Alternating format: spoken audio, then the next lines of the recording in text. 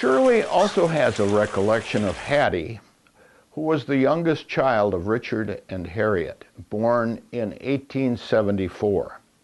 Aunt Hattie, as Shirley recalls, was an elegant lady with beautiful snow-white hair.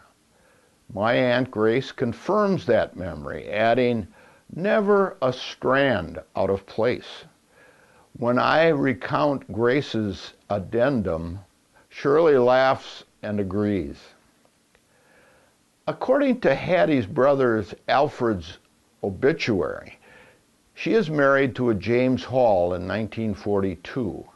Widowed by the death of Henry Blish in 1935, she is remarried. The marriage to Blish lasted for 28 years and produced 2 daughters and 1 son. Daughter Marjorie Blish died at the age of 16 and is buried in Lot 7 that her grandmother Harriet purchased upon the death of Richard, as we have previously noted.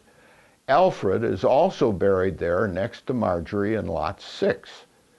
There is an individual headstone on Alfred's grave. For some inexplicable reason, it bears the name Richard A., not Alfred Richard Horner. I am unaware of few other details of Hattie's life other than her second husband, James Hall, is an accountant, and they live at various addresses in Racine. Hall passes away probably in the late 1940s, and Hattie died in 1960 at the age of 86. And how about this? Richard and Harriet had 8 children, 5 of whom died in infancy. Interestingly, the 3 survivors lived long lives. Alfred, 84, brain-damaged Frank, 87, and kid sister Hattie made it to 86. From this point, the story becomes more and more complicated as more and more descendants appear on stage. But let me highlight a few significant events. By 1920, Alfred and Margaret are apparently tired of Flint, Michigan, and they return to Wisconsin. But this time, they go to Kenosha, and Alfred becomes an inspector for Nash Motors, and Margaret keeps house. 10 years later, in 1930, Al is 73 years old and retired. All the kids have left home, and Margaret, at 53, takes a job as a machine operator at Nash to support them. In 1933, I have my picture taken with him, that is great-grandfather Alfred, his son Howard, and his grandson, my father Kenneth. If the picture could have been taken when each of us were 60 years old, it would show all with the round, bald dome and pot belly that we see on Alfred and Howard here. My son Dave, at 60, would have matched the image. The photo is taken during the administration of FDR, and the Second Great Depression is in full bloom. Shirley, with her family, is close to her grandfather, Al, sometimes living downstairs while Alfred and Maggie live upstairs. Her family lives more intimately with him than mine. Shirley tells me Al never owned an automobile or a home. During the course of his career, Alfred has been a file cutter, basket maker, trolley car operator, life insurance salesman, auto worker, machine operator, and an inspector. He has been married twice, fathered 1 son and 4 daughters, and stepfathered 3 other children. He and his wives have changed residences more than a dozen times. Shirley also tells me his 2 great loves after his family were the Chicago Cubs and the opera. I doubt he ever saw a live opera, and rarely, if ever, made it to Wrigley Field. I think he listened to both on the radio, and Shirley agrees.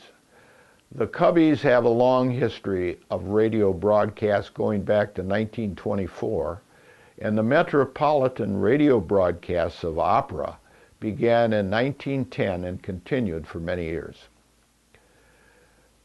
When I compare notes with Don Hoff, I mention that I am sure there were strained relations for a time between Alfred and his eldest child, Howard. Don, who was a great-grandson of Alfred like me and all of my cousins, asks why that might be so. My reply? If you had been given away at 13 by your folks, if the old man divorced your mother, if your teenage sisters were abandoned to fend for themselves, and you are now a teetotaler and prohibitionist who suspects his father drank too much, what kind of attitude would you have? I am surprised to learn that if there was a rift, it was very short-lived. In fact, in 1904, after Al's divorce, before he marries Maggie, and after about 6 years in the Hanchy household, Howard lives with his father, as we see in this listing in the Racine Directory. They both live at 1219 Washington Avenue. When I was young in the 1930s, it was obvious there was a reasonably good relationship between the two, as this picture suggests. As a child, I remember him as an occasional guest at Grandpa Howard's. I also learned recently that the inference from this letter my father Ken wrote, that the two families of Al spent time together. Here in this letter, we see the families on very familiar terms. My father, grandson of Emma, playing with the daughters of Maggie. Upon Alfred's death in 1941, although he was reported as a member of the Episcopal Church, the funeral service was conducted by Reverend A.C. Olson, Howard's pastor at Central Church of the Nazarene. I believe the funeral arrangements were mostly made by Howard. I wonder about Widow Margaret's role in the planning. Although their marriage seems solid, they are not interred together.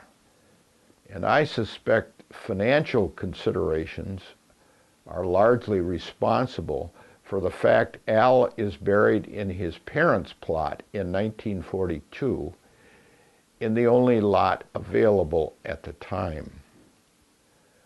12 years later, Maggie is buried in the plot where her daughter Ruth, Ruth's husband, and I believe Owen, Margaret's first husband, are interred.